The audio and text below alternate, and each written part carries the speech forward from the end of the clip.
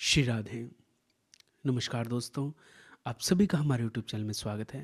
मैं विजेंद्र आज आपके लिए एक नया प्यारा प्रसंग लेके आया हूँ कि माया कहाँ रहती है। श्री पुंडरीक जी ने बताया।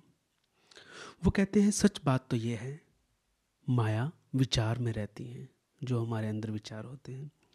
वो कहते हैं माया धन में नहीं। हम कह देते हैं ना धन को कि माया है, नहीं।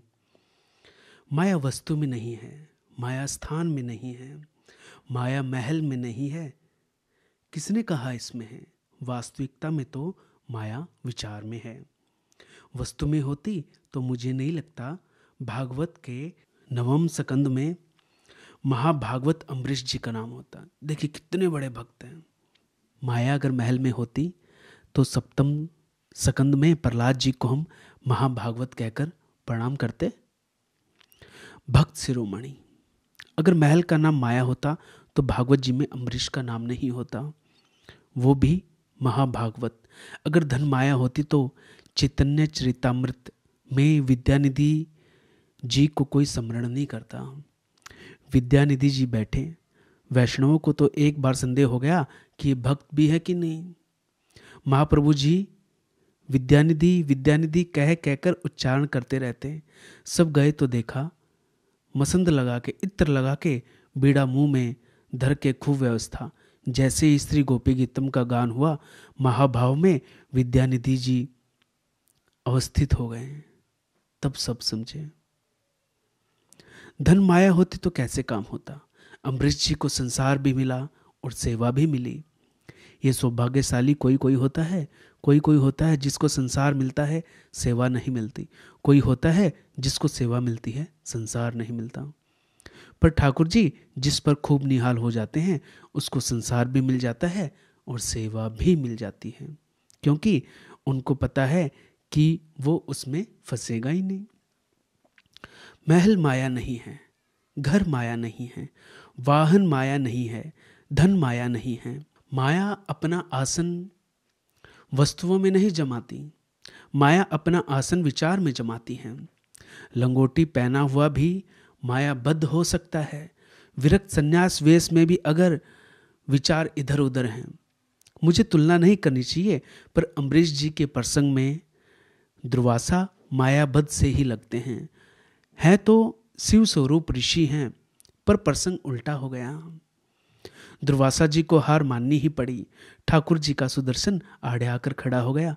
ये कहने आया था, दुर्वासा जी तुम जैसे महापुरुष भी सुदर्शन नहीं कर पाए। सुदर्शन किसी आयुध का नाम नहीं है, सुदर्शन दृष्टि का नाम है। ठाकुर जी उस सुदर्शन से असद दृष्टि को काट देते हैं। अच्छी दृष्टि के लिए बुद्धि बदलनी होगी।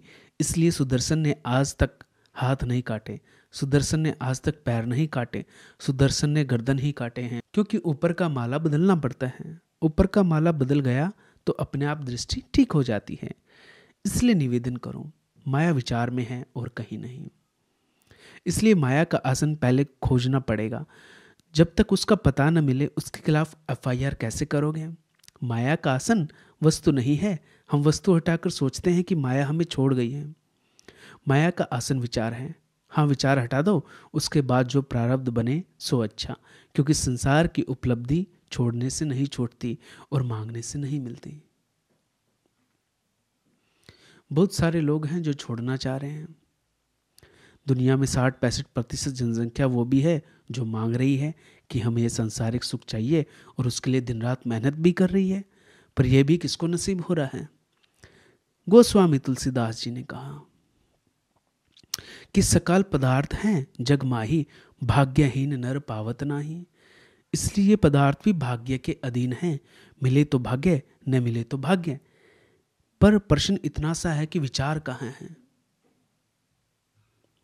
वह विचार और भजन, ये दोनों का आसन विचार है। इसलिए कथा सबसे पहले विचार का ही आचार है, आचरण है।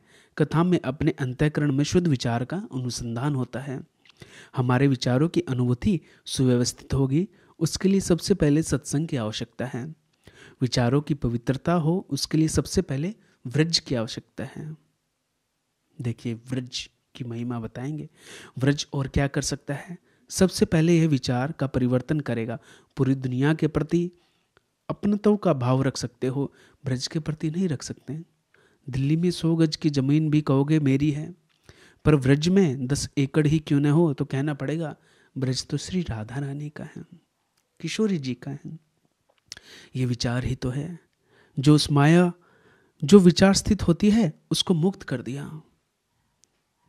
इसलिए क्या करिए, जो व्रज नहीं आ पा रहे वो अपना विचार यहाँ रखिए, जो यहाँ है वो अपना विचार यहीं रखिए, तो ये भजन का सर्वोत्तम स्वरूप है।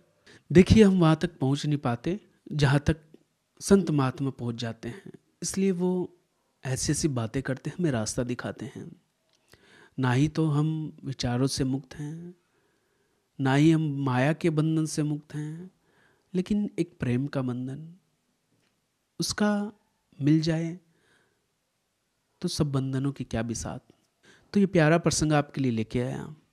आगे भी कुछ कथा कहानी किसी प्रसंग लाता रहूँगा। आज के प्रसंग को यहीं विराम। आपका प्रणाम। जय श्री राम, जय जय श्री राधे।